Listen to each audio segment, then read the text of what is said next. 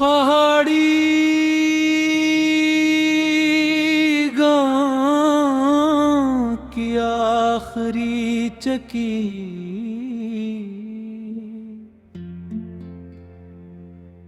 बुलंद पहाड़ों के दामन में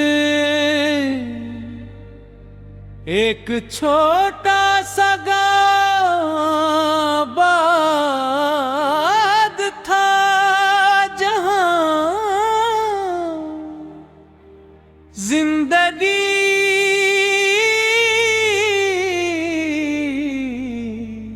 आजगी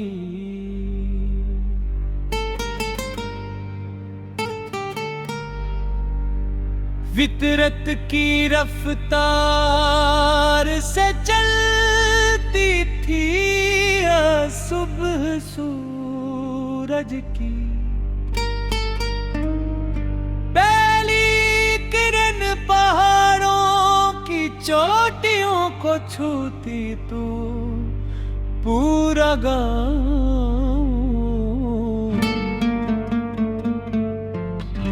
सुनहरी रोशनी में नहा जाता। ठंडी हवा में जंगली फूल पे खुशबू घुल जाती, परिंदे दरख्तों पर नगमे सुनाते और दूर बहते चश्मे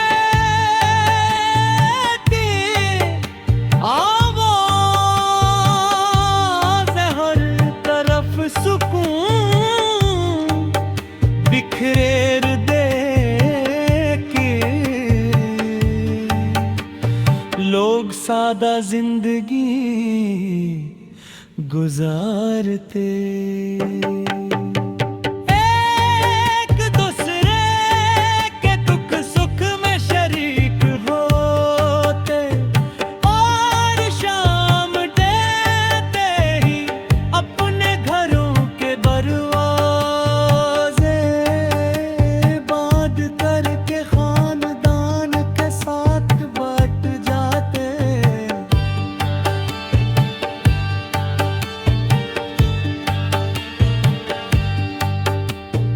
गांव के किनारे एक पुनारे पानी की चकी थी, इसके बड़े बड़े पत्थर मसलसल घूमते रहते और साथ बहता चश्मा अन्ही हरकत देता।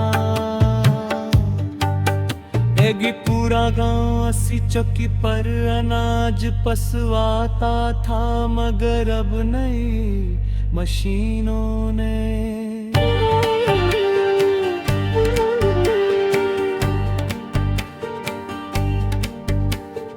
उसकी जगह ले ली थी। फिर भी एक बूढ़ा शख्स रोज वहां था, सफाई करता और चक्की को चलाए रखता।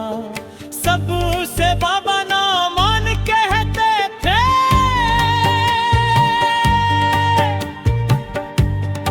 एक दिन में भी उस नामों ने पहुंचा।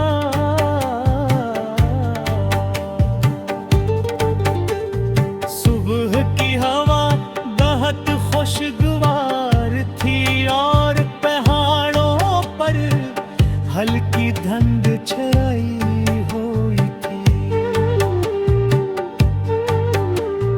मैंने बाबा नामन को सलाम किया, उन्होंने मुस्कुराकर जवाब दिया और मुझे चक्की के करीब बैठने का इशारा किया। मैं देर तक बहते पानी और घूमते पुठे को देखता रहा।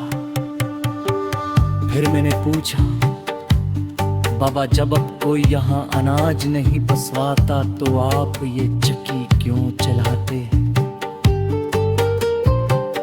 उन्होंने पानी की तरफ देखते हुए कहा, जो चीज कभी लोगों के काम आई हो उसे खामोशी से मरने नहीं देना चाहिए। ये जुमला मेरे दिल में उतर गया। उसी दौरान एक मुसाफिर वहां आया, उसके पास खाने के लिए थोड़ा सा अनाज था।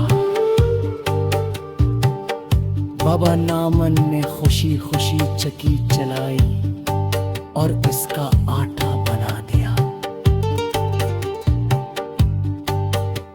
मुसाफिर ने पैसे देने चाहे तो बाबा नामन ने हाथ रोक लिया और बोले,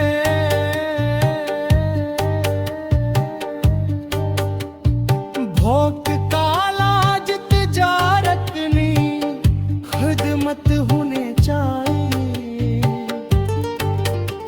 मुसाफिर की आंखें नम हो गई।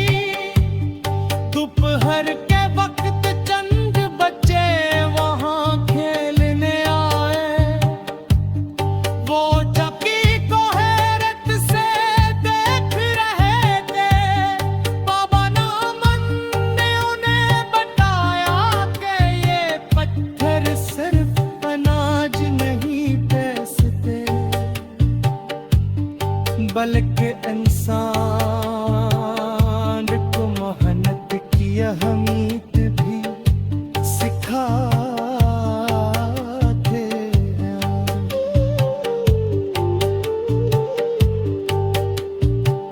उन्होंने बच्चों को थोड़ा सा आटा हाथ में देकर कहा, हर रोटी के पीछे किसी न किसी की मेहनत छपी होती है, इसलिए कभी रिस्क की बेकदरी न करना। बच्चे खामोशी से सर हिलाने लगे। शाम ढलने लगी। पहाड़ों के पीछे सूरज गुरूब होने लगा और चश्मे का पानी सुनहरे रंग में चमकने लगा।